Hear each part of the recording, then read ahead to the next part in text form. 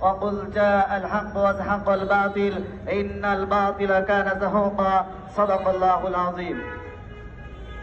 আজকে বাংলাদেশ খেলাফত যুব মজলিস কর্তৃক আয়োজিত আজকের এই বিক্ষোভ মিছিল আমরা সকলেই জানি আজকে একটি ঐতিহাসিক দিন।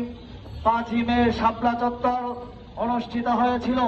আমরা জানি কি কারণে শাপলা চত্বর হয়েছিল। যখন নাস্তির পাগলারা আমার প্রিয় নবী হুজুর আকরাম সাল্লাল্লাহু আলাইহি ওয়াসাল্লামকে নিয়ে কটূক্তি করেছিল, যখন তারা ইসলাম বিরোধী আইন পাশ করেছিল, যখন তারা ইসলামের বিরুদ্ধে কথা বলেছিল, তখন ধর্মপ্রাণ মুসলমানরা, ধর্মপ্রাণ আলেমরা সাধারণ জনগণকে সাথে নিয়ে এটার বিরুদ্ধে প্রতিবাদে নেমেছিল, শাপলা চত্বরে অবরোধে গিয়েছিল।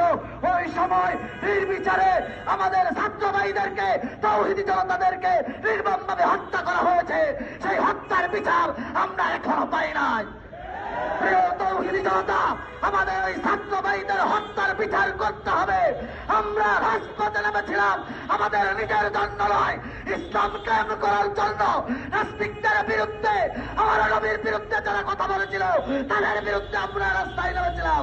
প্রয়োজনে আমার রাস্তায় নামবো, যদি ওই হত্যার বিচার না করা হয় আমার রাজপথে নামবো, আমার রক্ত দিব, আমার একটি 5ই মে কায়েম করবো, কিন্তু এই হত্যার বিচার করেই ছাড়বো ইনশাআল্লাহ।